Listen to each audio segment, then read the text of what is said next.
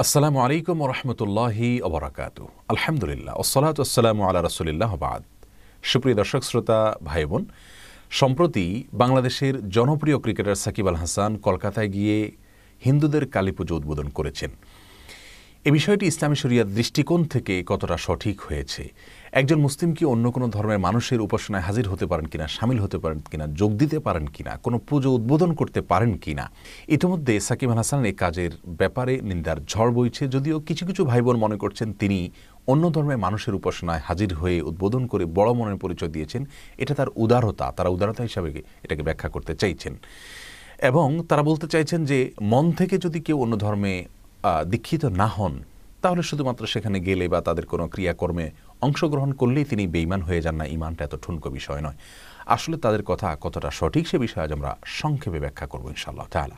প্রিয় দর্শক, সর্বপ্রথম কথা হলো, একজন মুসলিম হিসাবে আমাদেরকে জেনে রাখতে হবে যে আমাদের ইমানকে ধ্বংস করে দেওয়ার সবচেয়ে বড় যে বিষয়টি সেটি হলো শিরক। শিরকের চাইতে বড় কোনো বিষয় না যেটা মানুষের ইমানকে মুহূর্তের ভিতরে ধ্বংস করে দিতে পারে। আল্লাহ কোরআন কারীমে বলেছেন, ইন্না শিরকা লাযুলমুন আযীম, নিশ্চয় শিরক এটা মহা অপরাধ। শিরকের চাইতে বড় কোনো অপরাধ নাই। আল্লাহর ইবাদতের পাশাপাশি যদি কেউ কোনো প্রতিমার সামনে সিজদা করে, মাথা নত করে, প্রার্থনা করে অথবা কোনো কবরে গিয়ে প্রার্থনা করে, এই জাতীয় কাজগুলোকে শিরক বলা হয়। এই শিরক সম্পর্কে আল্লাহ রাব্বুল আলামিন আরও বলেছেন, ইন্নাল্লাহা লা ইয়াগফিরু আন ইউশরাকা বিহি ওয়া ইয়াগফিরু মা দুনা যালিকা লিমান ইয়াশা। নিশ্চয়ই আল্লাহর সঙ্গে শিরক করা হলে এরপর যদি সে তওবা না করে মারা যায় তো এই শিরকের অপরাধ আল্লাহ তাআলা ক্ষমা করবেন না, সে অনন্ত অসীমকাল জাহান্নামে পড়তে থাকবে। অতএব শিরকের ব্যাপারে, এর ভয়াবহতার ব্যাপারে একজন মুসলিম সাহেব আমাদের জানা থাকা উচিত। সাকিব আল হাসান সম্পর্কে যেটুকু আমি জানি, তিনি ইসলামকে প্র্যাকটিস করার চেষ্টা করেন, নিজেকে মুসলিম হিসেবে পরিচয় দেওয়ার চেষ্টা করেন। তিনি হজ বা ওমরা করেছেন, সেই ছবিও সোশ্যাল মিডিয়াতে ঘুরে বেড়াচ্ছে। অতএব তিনি যে পুজো উদ্বোধন করতে গিয়েছেন, আমি মনে করি তিনি না বুঝেই গিয়েছেন। তিনি ভাবতে পারেননি যে তার এই কাজটির মাধ্যমে তিনি ইসলাম থেকে খারিজ হয়ে যাওয়ার মতো অপরাধ করেছেন এবং এ কাজ করলে ইমান ভঙ্গ হয়ে যায়। এটা মিন নাওয়াকিদিল ইমান, ইমান ভঙ্গকারী বিষয়গুলোর মধ্যে থেকে সবচেয়ে বড় বিষয় হলো এটা আল্লাহর সঙ্গে শিরক করা। আর সেই শিরকের উদ্বোধন করা এটা তো আরও অনেক বড় মাপের অপরাধ। কারণ হলো, যে ব্যক্তি কোনো মন্দ কাজের সূচনা করবে, নবী আলাইহিস সালাম বলেছেন, সে মন্দ কাজ তার দেখা দেখি যত মানুষ করবে সকলের সমান অপরাধ এবং সকলের অপরাধের সমপরিমাণ দায় তাকে অতিরিক্ত হিসাবে নিতে হবে। অতএব নিজে শিরক করা এক জিনিস আর শিরকের উদ্বোধন করা শুরু করে দেওয়া, যার পরে অনেকেই করবে, সেটা তার চাইতে অনেক জঘন্য অপরাধ। আমি আমাদের ভাই সাকিব আল হাসানের প্রতি বিনীতভাবে এই ভিডিওর মাধ্যমে আরজ করতে চাই, প্রিয় ভাই আমার, ইমানটা আমাদের ছেলে খেলার মতো বিষয় নয়। মহান আল্লাহ রাব্বুল আলামিনের আদেশ নিষেধ, বিশেষ করে আমাদের বিশ্বাসের যে গুরুত্বপূর্ণ জায়গাটা, সেটা নিয়ে আমাদের হেঁয়ালিপনা করা উচিত নয় বা অবহেলা করা উচিত নয়। আজ আপনার আমার মৃত্যু হলে কালই আমাদেরকে বা মৃত্যুর পরপরই আমাদেরকে আল্লাহ রাব্বুল আলামিনের সামনে দাঁড়াতে হবে। জীবনের প্রতিটি বিষয় সম্পর্কে আমাদেরকে জবাবদিহি করতে হবে। অনন্ত অসীমকালের জীবন আমাদের সামনে পড়ে আছে। সে জীবন ধ্বংস হোক এটা যদি আমরা না চাই, তাহলে শিরকের মতো ভয়াবহ অপরাধ থেকে আমাদেরকে বেঁচে থাকতে হবে। কোনো মুসলিম তথাকথিত উদারতার নামে অন্য ধর্মের মানুষের উপাসনা সামিল হতে পারেন না, উদ্বোধন করার তো প্রশ্নই ওঠে না। এই কাজটির মাধ্যমে মানুষ ইসলাম থেকে খারিজ হয়ে যায়। অতএব ভাই সাকিব আল হাসান, আপনি আল্লাহর ওয়াস্তে তওবা করুন এবং ফিরে আসুন।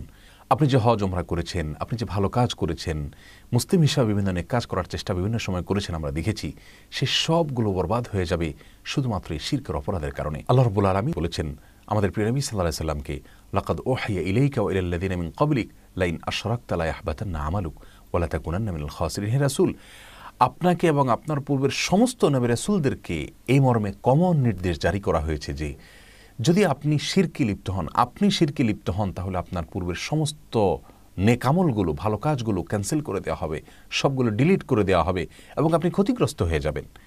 প্রিয় নবী সাল্লাল্লাহু আলাইহি সাল্লামের ব্যাপারে যদি এই কথা বলা হয়ে থাকে, তাহলে প্রিয় ভাই সাকিব আল হাসান, আপনার হজ ওমরা, দাড়ি রাখা, অনেক ভালো ভালো কাজ, ইসলামের অনুকরণে অনেক কাজ আপনি করেছেন, তার সবগুলো বরবাদ হয়ে যাবে শুধুমাত্র এই শিরকের অপরাধের কারণে। বিধায় কে কি দেখছে, কে কি বলছে, সেটিকে মাথায় না নিয়ে আল্লাহর ওয়াস্তে তওবা করুন, লজ্জিত হন, আল্লাহর কাছে ক্ষমা প্রার্থনা করুন। ভবিষ্যতে এই গুনাহে লিপ্ত হওয়ার ব্যাপারে সাবধান এবং সতর্ক থাকবেন, সে মর্মে আল্লাহর সঙ্গে প্রতিজ্ঞা করুন।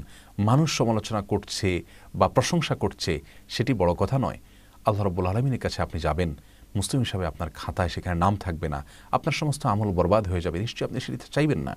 প্রিয় নবী সাল্লাল্লাহু আলাইহি ওয়াসাল্লামের একটি হাদিস মুসনাদে আবু ইয়ালা বর্ণিত হয়েছে, তিনি ইরশাদ করেছেন, মান কাসসারা সাওয়াদা কওমিন ফাহুয়া মিনহুম, যে ব্যক্তি কোনো জাতির মাঝে গিয়ে তাদের দল ভারী করবে, আপনি গিয়ে সেখানে আরেকজন সদস্য হয়ে তাদের অংশগ্রহণকারীদের সংখ্যা বৃদ্ধি করলেন, ফাহুয়া মিনহুম, তাহলে সে তাদের অন্তর্ভুক্ত হয়ে যায়। অতএব অন্য ধর্মের মানুষের উপাসনায় যাওয়া, সেখানে অর্থদান করা, সে উপলক্ষে শুভেচ্ছা জানানো, গেট তোরণ নির্মাণ করা, সেটাকে উদ্বোধন করা, এই সব কাজগুলো শিরকের অন্তর্ভুক্ত। আল্লাহ রাব্বুল আলামিন আমাদেরকে শিরকের এই অপরাধের ভয়াবহতা অনুধাবন করে শিরক থেকে দূরে থাকার তৌফিক দান করুন, তওবায়ে নাসুহা করার তৌফিক দান করুন। আসসালামু আলাইকুম ওয়া রাহমাতুল্লাহি ওয়া বারাকাতুহু।